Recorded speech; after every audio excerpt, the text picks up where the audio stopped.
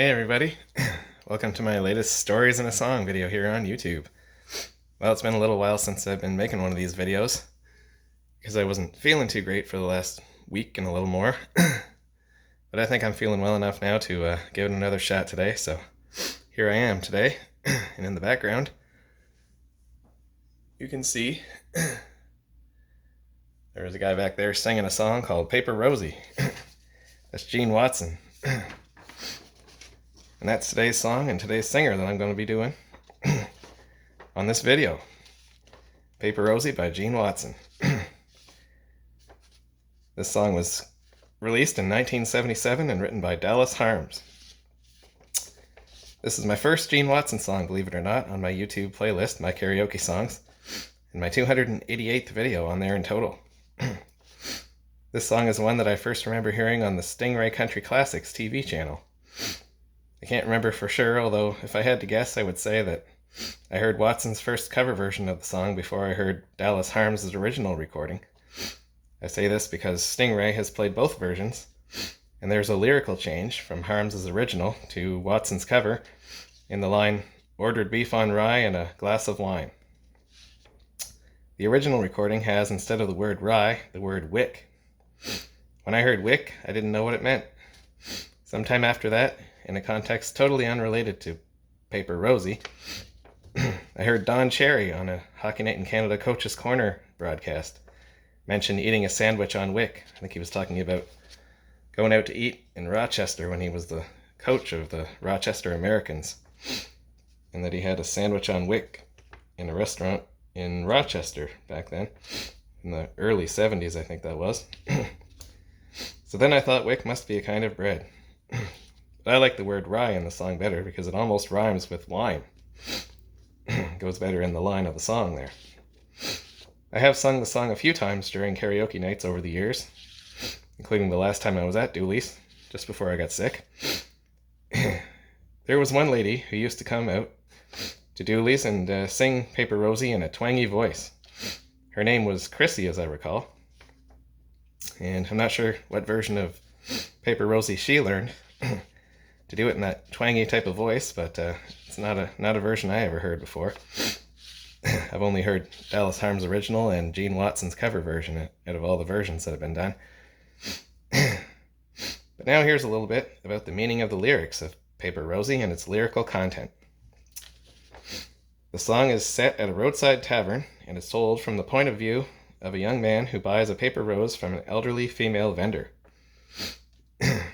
In the very first line of the song, it mentions Calvin County, and as far as I can tell, Calvin County is a fictional place. There's no such county as Calvin County anywhere that I could find. So it's made up. It's a made-up place. But shortly thereafter, when he buys the paper rose, he hears the ringing of church bells and choir voices and realizes a funeral is taking place nearby. When he hears the choir singing Paper Rosie, he realizes that the funeral is for the woman who just sold him the rose. The song suggests that it was actually the spirit of the woman who sold him the paper flower. And now here's a little bit about the songwriter of Paper Rosie, Dallas Harms. Harms was a Canadian Mennonite country music singer and songwriter.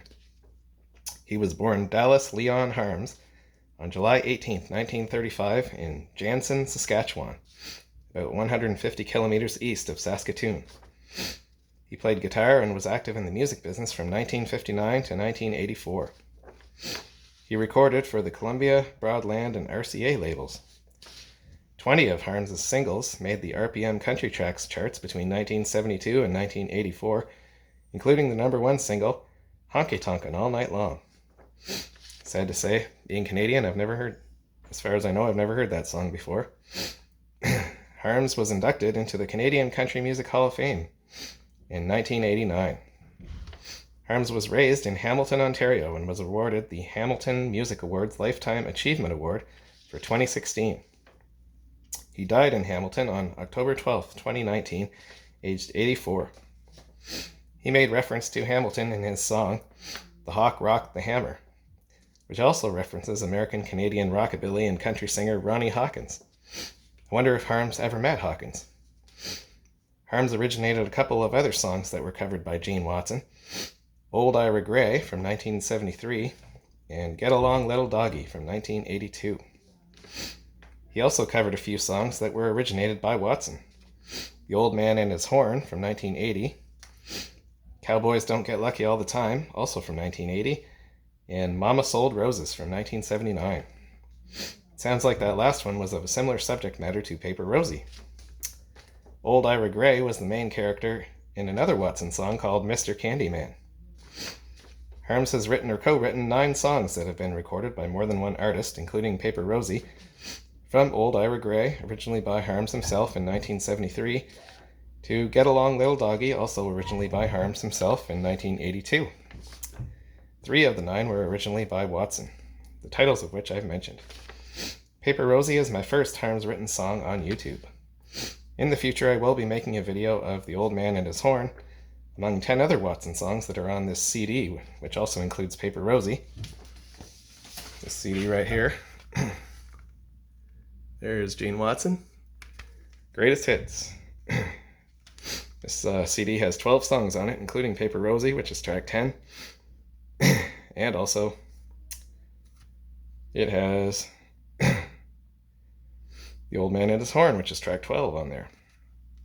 And so I'll have 11 more Gene Watson songs on videos in the future off that CD right there. Now let's see here.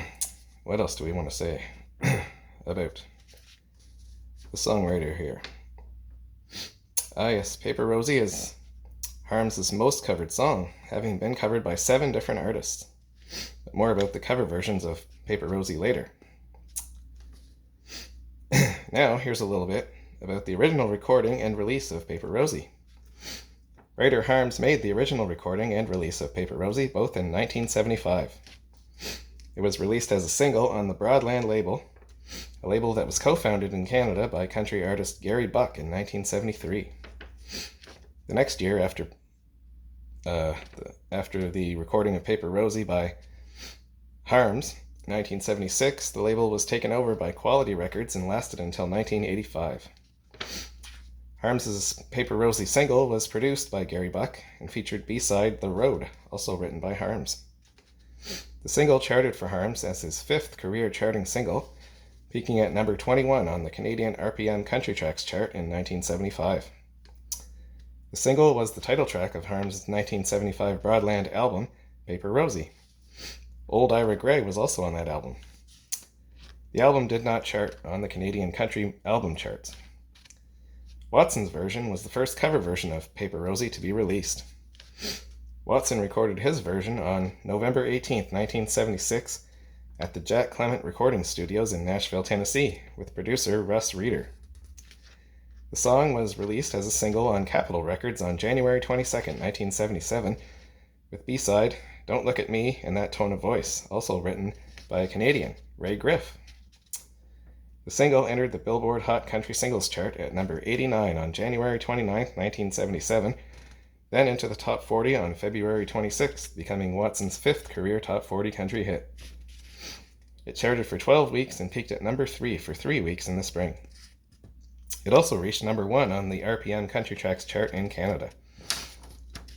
It was the first and only single and the title track from his 3rd studio album on Capitol, Paper Rosie, released in February 1977. The album reached number 22 on the Top Country Albums chart. On the year-end charts for 1977, Paper Rosie ranked number 18 on the Billboard US Hot Country Songs. Now, I need another sheet. Oh my goodness. I don't have one of my sheets over here. The script continues. Oh my goodness. Not very organized today, am I? It's been a while since I made one of these videos, I suppose.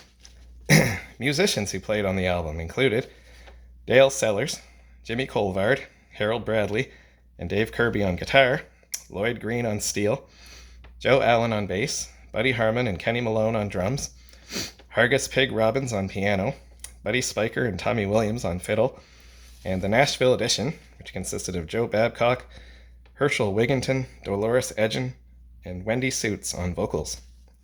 The engineer was Jim Williamson. Now, here's a little bit about the cover versions of Paper Rosie. 7 cover versions of Paper Rosie have been released to date. All 7 of them are in English. I am familiar with 4 of the 7 artists who have covered it. I've already talked a lot about the first of the covers to be released, that by Gene Watson in February 1977. I'm also familiar with the second cover versions artist, Canadian country music singer from Edwards, Ontario, which is now part of Ottawa, Orville Prophet, in 1978 on his June 1978 Broadland single, Ol' Amos, also written by Harms, and his Broadland album also called Ol' Amos. Another Harms-written song, Lisa May, is also on that album. I am familiar with Prophet from his song Mile After Mile, which I have heard many times on Stingray Country Classics. He is a second cousin of country musician Ronnie Prophet. The artist of the third cover version I am not familiar with. That would be UK country pop music singer Jerry Ford in 1978 on his Emerald Gem album, Someone to Give My Love To. The title track is the song made famous by Johnny Paycheck that I will have on a future video. The artist of the fourth cover version I am also not familiar with. That is South African Scottish-born country music singer Barbara Ray in 1981 on her EMI album, What's Wrong with the Way That We're Doing It Now. That is a line out of a song that Justin Tubb performed during the last Grand Ole Opry show to be put on at the Ryman Auditorium before it moved to the Grand Ole Opry House in 1974. This is the only version of Paper Rosie done by a female. The artist of the fifth cover version I am not familiar with either.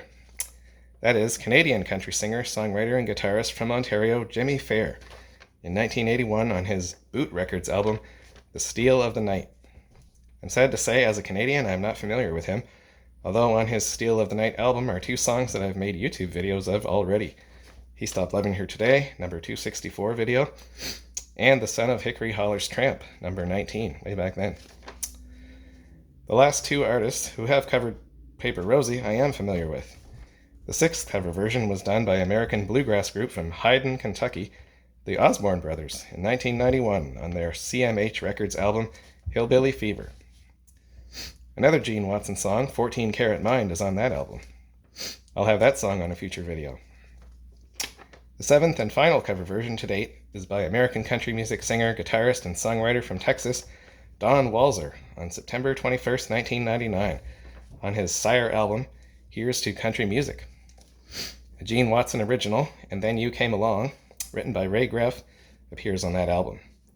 I own that album because it has a song on it sung with Walzer by my favorite living girl singer, Crystal Gale, called We Could, You and I.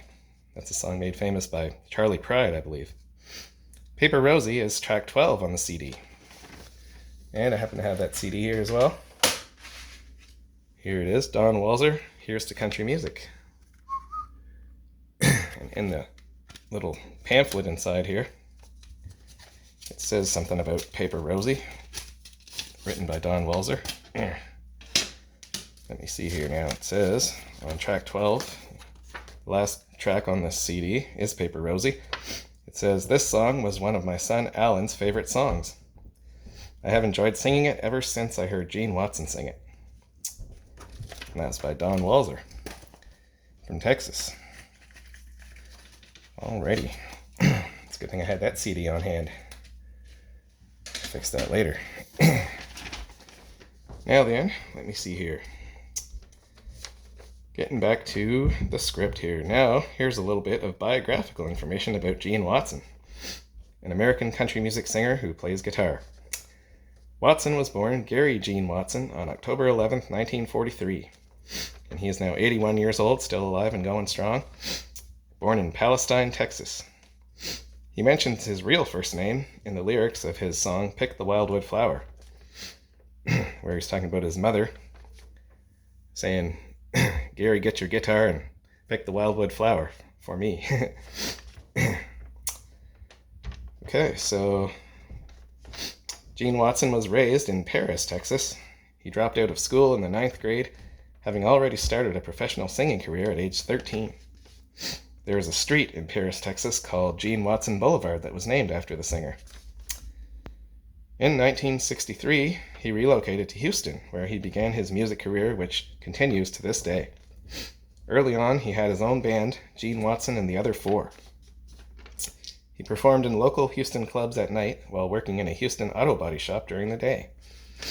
Watson became a resident singer at the Dynasty Club in Houston, where he played for many years before making it big. He recorded for only a few small regional record labels for about 13 years, having a regional hit, Bad Water, until 1975 when Capitol Records picked up his album Love in the Hot Afternoon and released it nationally.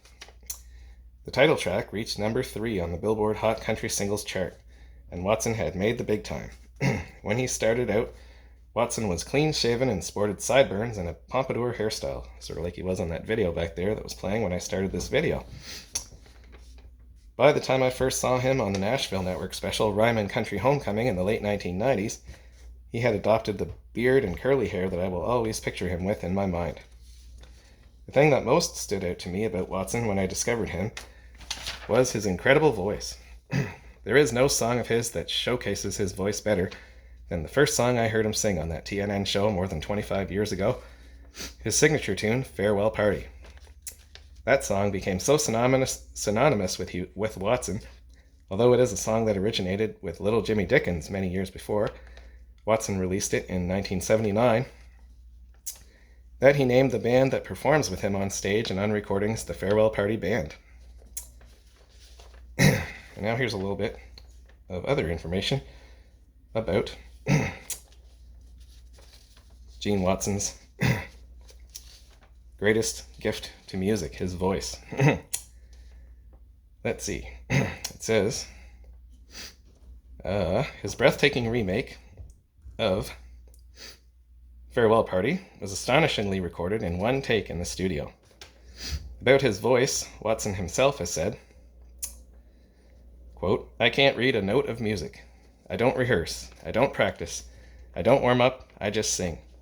And I'll always be singing, even if it's just for my own personal entertainment. I feel each song," unquote. He also said, quote, "I'm not real good at accepting compliments. The good Lord gave me this voice. I never did go looking for music. Music found me," unquote. That is the same way I approach singing and music. Whatever song it is that I'm singing, I fit it into my own voice. I don't purposely try to imitate anybody, because when I started singing karaoke about 15 years ago, I quickly found out that the number of famous singers who I could sound like was very small. And now, carrying on with Gene Watson's bio here, let me see. Watson also founded his own record label, on which he released 5 albums between 2012 and 2022, and named it 14 Karat Music after his hit song 14 Karat Mind. It is an independent country music label. In February 2012, Watson celebrated his 50th year in the music business with the release of Best of the Best 25 Greatest Hits. The collection of songs was re-recorded to recreate the originals as closely as possible. Many artists, as they get into their golden years, lose much of the power in their voices they had when they were younger. Watson is one of the few who maintained their vocal prowess. Bobby Bare, who turns 90 this year, is another one. Skipping down a little bit on the page here. Let's see. What else do we have? Let me see here, boy. Too many notes and symbols stuck in here to, let me see, what else do I want to say here? There was something else that I wanted to say before I skipped on to the next bit. Let me see. All right. Well, I read that part already. Let me see here, boys. Okay, now here's a little bit about Gene Watson's recording history and discography. 152 solo records, plus 20 records with other artists, 13 of those billed as with the Farewell Party Band, and 7 billed as and his Farewell Party Band, for a total of 172, were released on Gene Watson between 1967 and 1993. His discography includes 33 studio albums, 8 compilation albums, 61 singles, and 5 music videos. Of his singles, 48 charted on the U.S. Billboard Hot Country Songs charts between 1975 and 1997. 2 of his singles reached number 1, Paper Rosie in Canada in 1977, and 14 Karat Mind in the US in 1981. It only hit number 5 in Canada. One of his newer songs that I've seen and heard on YouTube recently and like a lot is one he did with the Bellamy Brothers called Forever Ain't Long Enough. I like it so much that I will be making a video of it in the future. It is on my next big list of songs that I will be making videos of on YouTube.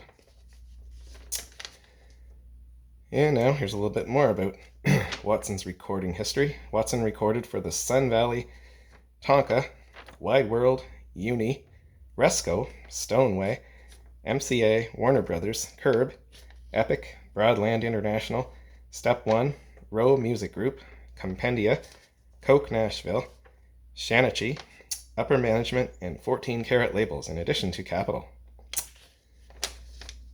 And now, here's the last section, a little bit about some of the awards and honors which Gene Watson has won during his career. Watson was inducted into the Texas Country Music Hall of Fame in 2002 and inducted into the inaugural class of the Houston Music Hall of Fame in August 2013. In 2018, Watson received the Entertainer of the Year Award from the ROPE Awards, an honor he shared with singer Jeannie Seely. It was the first time in the history of the awards that there was a tie in any category. Watson was invited to join the Grand Ole Opry by Vince Gill on January 17th, 2020. I'd say that was about 40 years late, but don't get me started on the Grand Ole Opry and their membership criteria. There's people that are members of the Grand Ole Opry today that I honestly have never heard of and have no idea how they managed to become members of the Opry. But I'll get off on another rant if I start on that, so I won't do that very far. Okay, now I'm going to sing Paper Rosie. That is the very last song on this sheet here, which I've been working on now for so long. I can't remember how long it's been. 44 songs on that list. And today is the last one.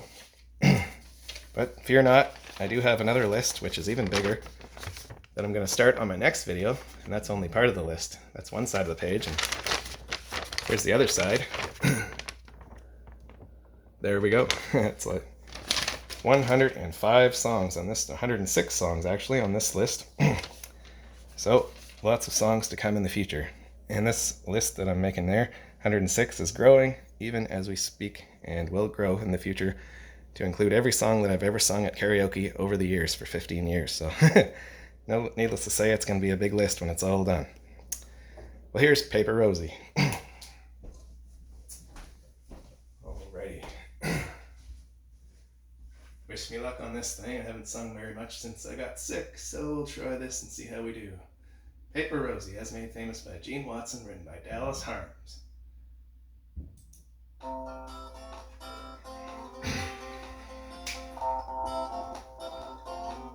The sun goes down in Calvin County. Neon lights from an old beer sign shone through the window out on the sidewalk as I walked in to pass the time. I looked around, sat down at a table, ordered beef on rye and a glass of wine, and through the door came a little old lady. She was selling paper roses, and they only cost a dime. Paper Rosie, Paper Rosie, she sold you paper roses, but they only cost a dime.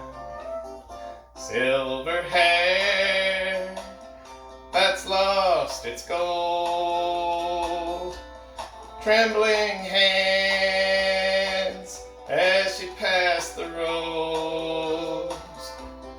Red crepe paper made nature's bouquet, a little old lady buy a rose today. I took the rose from her trembling hand. With eyes of age, she smiled and walked away. Like a breath of spring, I could smell the rose. It came alive, and I heard her say, "Buy my roses, pretty roses.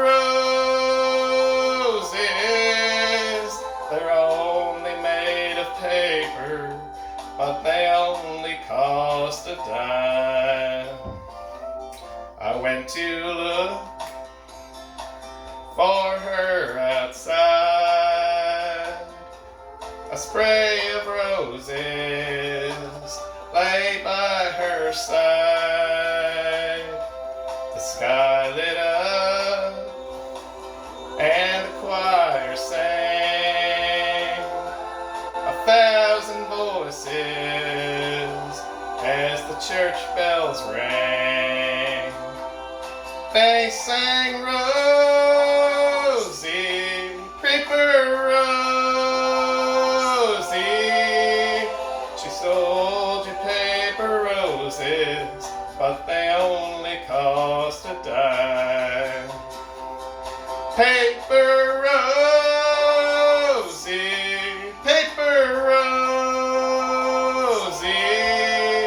She sold you paper roses, but they only cost a dime. Woo! Paper Rosie, Gene Watson from 1977. Oh, I made it through that song, even though the karaoke playing sort of hesitated there at one spot and thought it was going to reload itself and start over at the beginning, but luckily it kept going. So we got through that one. And it's been a pleasure to be singing that for you all. Hope you all enjoyed it. And well, like I said, I'll be starting a whole new list of songs on my next video, which is going to be I'm going to start it next Saturday. Yep, it's back to work for me tomorrow until next Saturday, so that'll be the next chance I get to do a video preparation. And the song that I'm going to do on my next video is going to be another first timer, Danny O'Keefe, and a song called "Good Time Charlie's Got the Blues." That's the only song I've ever heard by Danny O'Keefe, so it'll probably be a one and done deal with him. But join me then. Be here next time, because I ain't even started yet. Have a good day now. Bye.